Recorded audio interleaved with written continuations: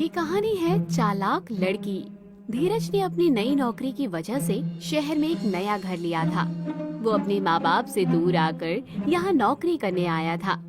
शाम का समय हुआ तो धीरज ने अपने सहकर्मियों से पूछा, यहाँ शाम की चाय नहीं आएगी क्या? यहाँ पर शाम की चाय आती तो है, लेकिन वो चाय इतनी अच्छी नहीं होती।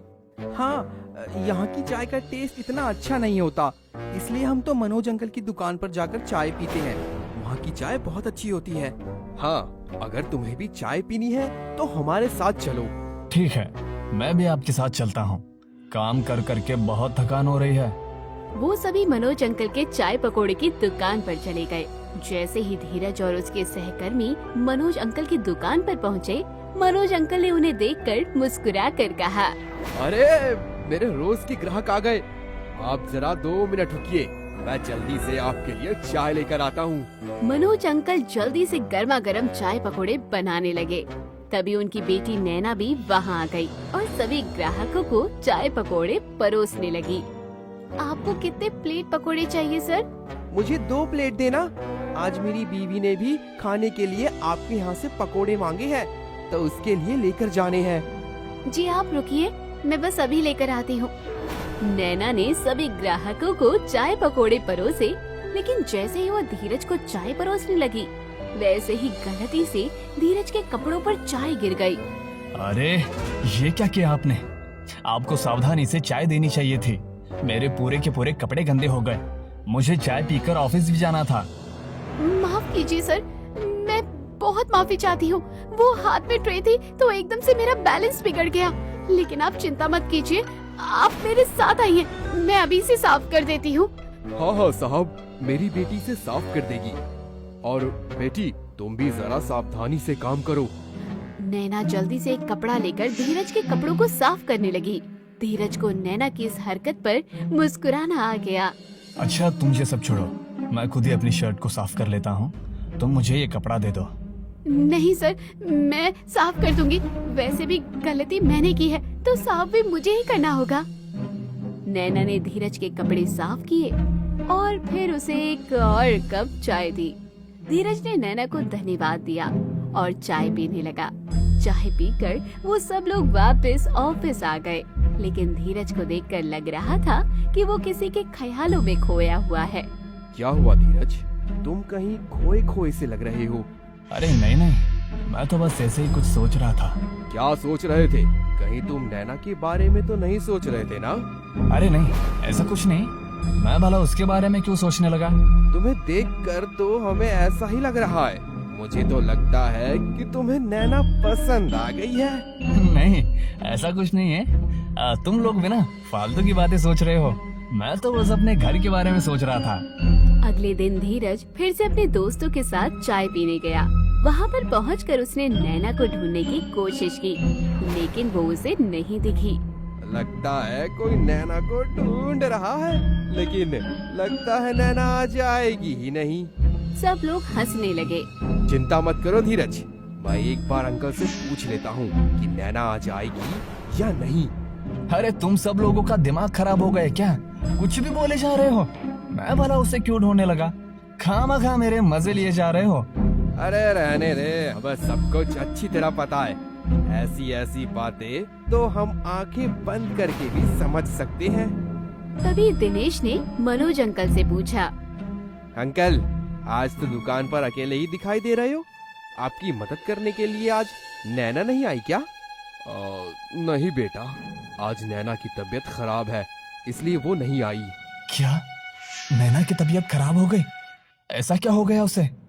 कुछ नहीं बेटा, कल रात बारिश हुई थी ना, तो घर जाते समय दोनों भीग गए थे, तो नैना को बुखार हो गया। डॉक्टर ने दवाई दे दी है और 2-3 दिन के लिए आराम करने के लिए कहा है। धीरज की चिंता देखकर सब लोग और जोर से हंसने लगे। अरे धीरज, तुम्हें नैना की इतनी चिंता क्यों हो रही है? अभी तो तुम कह रहे थे कि तुम्हें उसकी चिंता ही नहीं होती, और अभी देखो। अरे यार कुछ नहीं, बस ऐसे ही। लगता है धीरज को नैना से प्यार हो गया है। सब लोग हंसने लगे। धीरज का चेहरा लाल हो गया। हंसते मुस्कुराते हुए सब लोग वापस ऑफिस आ गए। 2-3 दिन तक नैना दुकान पर नहीं आई। धीरज उसकी याद में रहता था और हर दिन दुकान पर जाकर उसकी खबर लेता था। लेकिन कुछ दिन बाद जब धीरज दुकान पर गया तो उसने देखा कि नैना वहाँ पर है। धीरज उसे देखकर बहुत खुश हो गया। नमस्ते नैना, आपकी तबीयत अब ठीक है? बहुत दिन से आपकी तबीयत खराब थी तो मुझे चिंता हो रही थी। धन्यवाद, अब मैं ठीक हूँ। बस बारिश में भीगने की वजह से थोड़ा बुखार हो गया था तो ठीक होने में समय लग गया, लेकिन अब मैं बिल्कुल ठीक हूँ।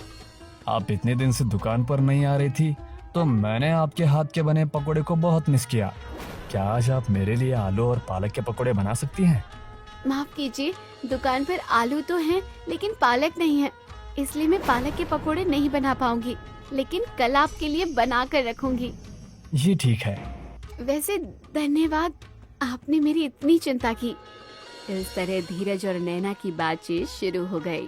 धीरज ने नैना को उसकी पसंदीदा चाय बनाने के लिए कहा और नैना ने उसे बना कर दी। धीरज और नैना की दोस्ती बढ़ने लगी। वो दोनों हर दिन एक दूसरे से बात करते और हंसते मुस्कुराते रहते।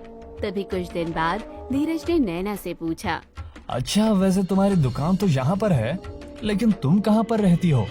तुम्हारा घर कहाँ पर है? हमारा यहाँ पर अपना घर नहीं है, इसलिए हम किराए पर एक छोटे से घर पर रहते हैं। वैसे आप कहाँ पर रहते हैं? वैसे तो मेरा घर गांव में है, लेकिन मेरी यहाँ पर सरकारी नौकरी लग गई है तो मैंने यहाँ पर ही अपना एक छोटा सा घर खरीद लिया है ताकि कोई परेशानी ना हो। तो फिर आप यहाँ पर अकेले रहते हो या फिर आपके माता पिता भी आपके साथ रहते हैं? नहीं, मैं यहाँ पर अकेला रहता हूँ। माता पिता तो गांव से शहर नहीं आ सकते, उन्हें यहाँ पर रहना अच्छा नहीं लगा, इसलिए कभी कभी उनसे मिलने के लिए गांव चला जाता हूँ, या फिर कभी कभी वो यहाँ पर आ जाते हैं। अच्छा, लेकिन अगर आप अकेले रहते हो तब तो आपको खाना भी खुद ही बनाना पड़ता होगा ना? हाँ, खुद ही बनाना पड़ता है। कभी कभी मैं परेशान भी हो जाता हूँ। काश यहाँ मेरे साथ कोई ऐसा होता जो मेरे लिए खाना बनाता। आप मुझे अपने घर का पता दे दीजिए। मैं सोच रही हूँ कि एक टिफिन सर्विस खोल लूँ तो आपके लिए खाना बना कर ले आऊंगी। नैना की ये बात सुनकर धीरज के चेहरे पर मुस्कुराहट आ जाती है। वो सोचता है कि नैना उसके लिए कितना सोचती है। धीरज नैना को अपने घर का पता देता है और कहता है, धन्यवाद नैना, अगर तुम नहीं होती तो मुझे वही बाहर खाना खाना पड़ता या खुद खाना बनाना पड़ता। अगले दिन शाम को नैना धीरज के घर के बाहर खड़ी होती है। उसके हाथ में एक टिफिन होता है। धीरज दरवाजा खोलता है और नैना को देखकर मुस्कुराता है। अरे नैना, तुम यहाँ? मुझे तो लगा था कि तुम मेरे साथ मजाक कर रही हो, लेकिन तुम तो सचमुच खाना लेकर आ गई। अरे मैं भला आपके साथ मजाक क्यों करूंगी? मैं जानती हूँ कि खाना बनाने की वजह से आप बहुत परेशान हो जाते हो और आपको परेशान देखकर मुझे बिल्कुल अच्छा नहीं लगता। तुम बहुत अच्छी हो नैना, आओ घर के अंदर आओ। नहीं नहीं, मेरे पास अंदर आने का समय नहीं है। मुझे घर जाकर अभी और भी काम करने हैं और अगर देर से घर पहुंचूंगी तो माँ और पिताजी चिंता करेंगे। आप ही टिफिन ले लो। धीरज टिफिन ले लेता है और कहता है, आपने मेरी बहुत बड़ी परेशानी हल कर दी, वरना मुझे हर रोज ऑफिस से आकर खाना बनाना पड़ता था और कभी कभी तो मेरा खाना बनाने का मन भी नहीं करता था, तो बाहर से ऑर्डर करना पड़ता था। और बाहर का खाना तो सेहत के लिए कैसा होता है आप जानती ही हो। अब आप चिंता मत कीजिए, अब से मैं हर रोज आपके लिए खाना बना कर ले आऊंगी। धीरज और नैना की बातचीत बढ़ती है और वो दोनों एक दूसरे के साथ अधिक समय बिताने लगते हैं। एक दिन नैना धीरज के घर खाना देने आती है और उसके चेहरे पर एक अलग सी चिंता के निशान होते हैं। धीरज, मैं तुमसे कुछ बात करना चाहती हूँ। हाँ बोलो, क्या हुआ? आज बड़ी परेशान लग रहे हो तुम। परेशानी की तो बात है, मेरे माता पिता मेरी शादी की बात कर रहे थे। उनका कहना है कि अब मेरी शादी की उम्र हो गई है, इसलिए वो मेरे लिए लड़का ढूंढ रहे हैं। अरे तो तुम इतना परेशान क्यों होती हो? अपने माता पिता को मेरे बारे में बता दो ना। इतना आसान नहीं है, मेरे अंदर इतनी हिम्मत नहीं है कि मैं खुद जाकर अपने माता पिता से इस बारे में बात करूं। और मैं ये भी नहीं चाहती कि मेरी शादी तुम्हारे अलावा किसी और के साथ हो। तुम मेरे माता पिता से शादी के लिए बात कर लो। ठीक है, मैं समझ गया। तुम अपने घर वालों को थोड़े दिन रोक कर रखो, तब तक मैं भी अपने घर पर तुम्हारे बारे में बात कर लूंगा और अपने माता पिता के साथ रिश्ता लेकर तुम्हारे घर पर आऊंगा। नैना के चेहरे पर एक मुस्कुराहट आ जाती है। धन्यवाद धीरज, मैं जानती थी तुम यही कहोगे। कुछ दिन बाद धीरज के माता पिता उससे मिलने के लिए आते हैं। धीरज अपने माता पिता के साथ बैठकर बात कर रहा था। तभी शाम को नैना टिफिन देने के लिए आती है। धीरज के माता पिता उसे देखकर पूछते हैं, ये लड़की कौन है? ये नैना है माँ, मेरी बहुत अच्छी दोस्त है। जब से मैं शहर में आया हूँ तब से नैना ही मेरे लिए खाना बनाकर लाती है। इसने मुझे कभी घर के खाने की कमी महसूस नहीं होने दी है। धीरज की माँ के चेहरे पर एक मुस्कुराहट आ जाती है। अरे वाह, ये तो बहुत अच्छी बात है। हम तो तुम्हारे बहुत शुक्रगुजार हैं बेटा कि तुम हमारे बेटे का इतना ध्यान रख रही हो, वरना तुम जैसे दोस्त आजकल कहाँ मिलते हैं। ये तो मेरा फर्ज है आंटी। धीरज मेरा बहुत अच्छा दोस्त है और इस नाते जितना मुझसे बन पड़ता है उतना मैं उसके लिए करती हूँ। अच्छा, घर पर मम्मी पापा मेरा इंतजार कर रहे होंगे, मैं चलती हूँ। नैना खाना देकर वहाँ से चली जाती है, लेकिन उसके जाने के बाद शशि धीरज को कहती है, ये लड़की हमारे बेटे का कितना ध्यान रख रही है, तब तो हमें इस लड़की को अपने घर की बहू बना लेना चाहिए। मुझे तो ये लड़की बहुत अच्छी लगी। हाँ बेटा, ये लड़की तो बहुत अच्छी है।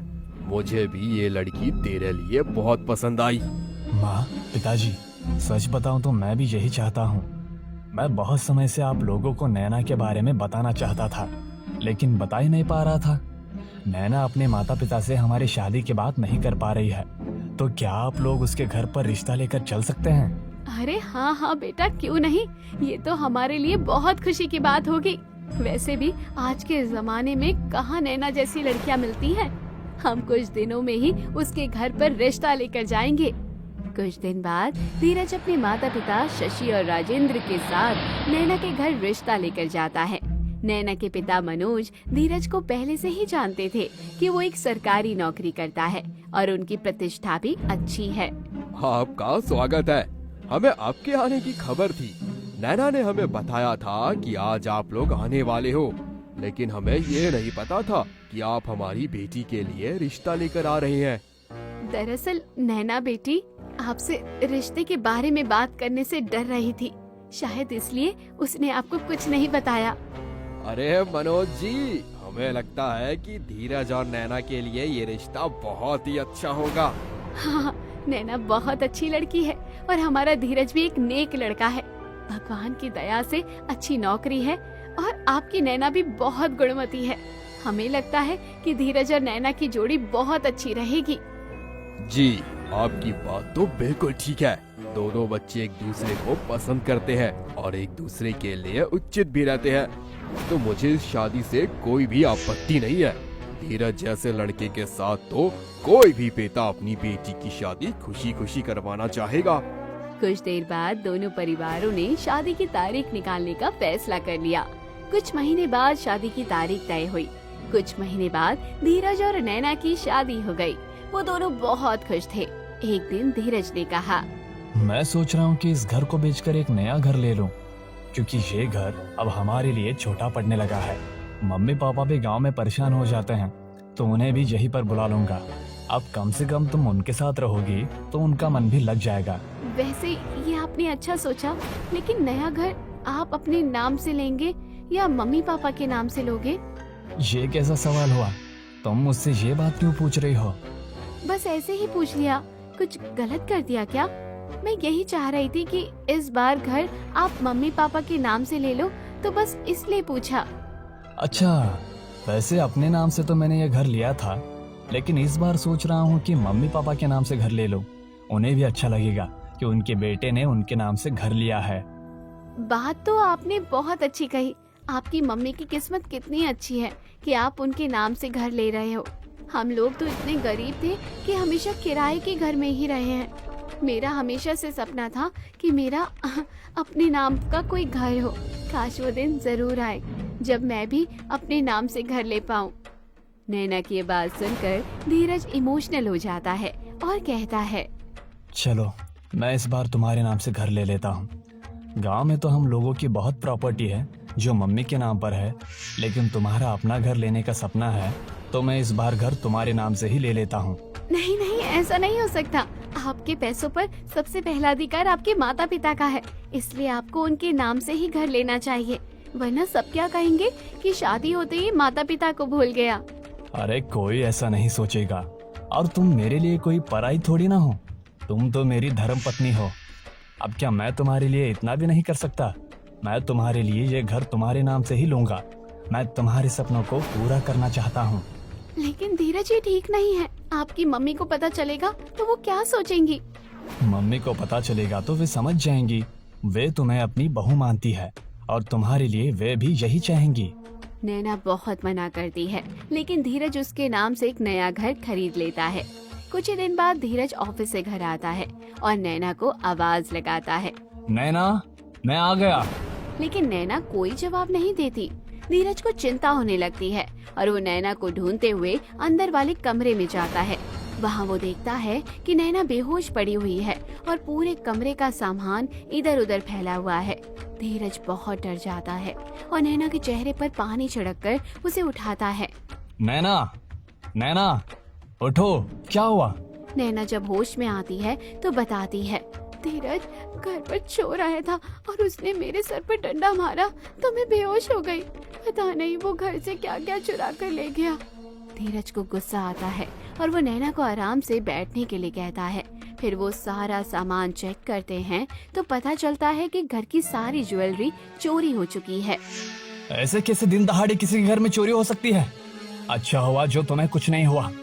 मैं पुलिस स्टेशन जाऊंगा और रिपोर्ट दर्ज कराऊंगा। तुम आराम से यहाँ बैठो। जब धीरज पुलिस स्टेशन जाने के लिए बोलता है तो नैना उसे पुलिस स्टेशन जाने के लिए मना कर देती है। तुम मुझे अकेले छोड़कर मत जाओ, मुझे बहुत डर लग रहा है। ठीक है, मैं नहीं जाऊंगा। तुम्हें डर लग रहा है तो मैं यहीं पर रहूंगा। इसी तरह ये बात आई और गई और चली जाती है। तभी कुछ दिन बाद नैना धीरज से कहती है, धीरज, पापा की तबीयत खराब है। डॉक्टर ने ऑपरेशन के लिए कहा है, जिसके लिए मुझे 20 लाख रुपए चाहिए। क्या? 20 लाख रुपए? लेकिन मेरे पास इतने पैसे तो नहीं है। नैना की आंखों में आंसू आ जाते हैं। मेरे लिए पैसे बहुत जरूरी है, वरना पिताजी का इलाज नहीं हो पाएगा। ठीक है, मैं किसी से उधार ले लेता हूँ, तुम चिंता मत करो। तभी अचानक उसी दिन धीरज के माता पिता वहाँ पर उनसे मिलने के लिए आते हैं। अगले दिन धीरज के ऑफिस जाने के बाद धीरज की माँ नैना को किसी से फोन पर बात करते हुए सुन लेती है। घर को तो मैंने अपने नाम करवा लिया और ज्वेलरी भी चुरा ली है।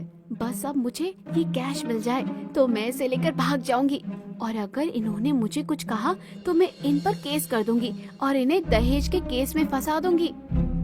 धीरज की माँ को ये सुनकर बहुत आश्चर्य होता है और उन्हें नैना की सच्चाई समझ में आ जाती है।